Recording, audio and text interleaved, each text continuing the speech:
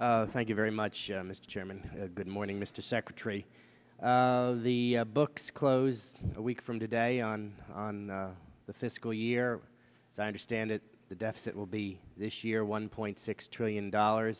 What is your current estimate, Mr. Secretary, regarding next year? Congressman, in the mid-session review that OMB put out in August are the revised assessments of the executive branch about the deficit. I don't have those numbers before me. Happy to make sure that we see that. But the government, of course, as the way the system works, will provide another estimate of that in the President's budget submission for the 2011 fiscal year in, I believe, January or February. I certainly hope that we move in the direction of trying to lower that, since, as I understand it, this is the highest annual deficit as a percentage of GDP since 1945. And we agree with you. We're going to have to bring that down over time. Yes. Well, thank you. As I understand it, the GAO said last week that if AIG misses its fourth equity dividend payment due on November 1st, you have the authority to appoint directly at least 2 members of the AIG Board of Directors. Have you begun examining that possibility yet?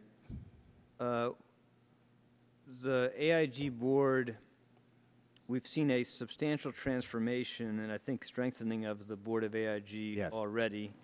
And as you know, there's a new management team now in place helping to get this institution back in a position where we get our money back.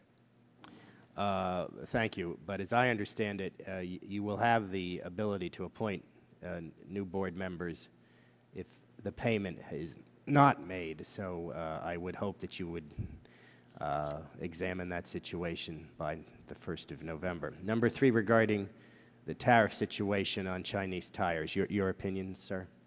My opinion? Yes.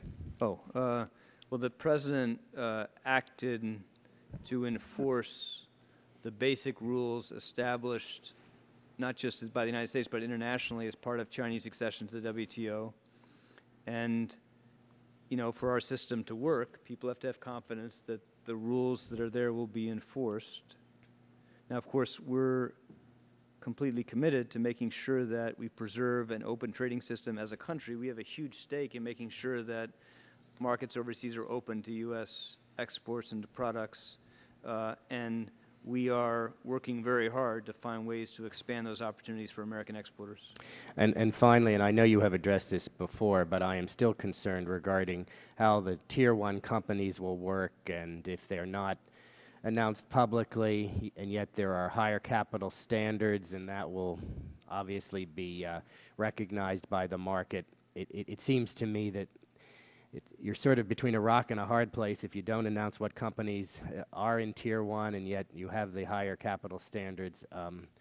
If you could elucidate us further on that. It's a very complicated topic. I know you have addressed it this morning, but any further comments you might have on it, Mr. Secretary? Can't have a fixed list. It's going to have to evolve over time. It's going to require a careful judgment of who poses the most risk to the system. But the most important thing, I think, as you said, is that they need to live under appropriately conservative constraints on leverage, and they're going to have to know what those constraints are.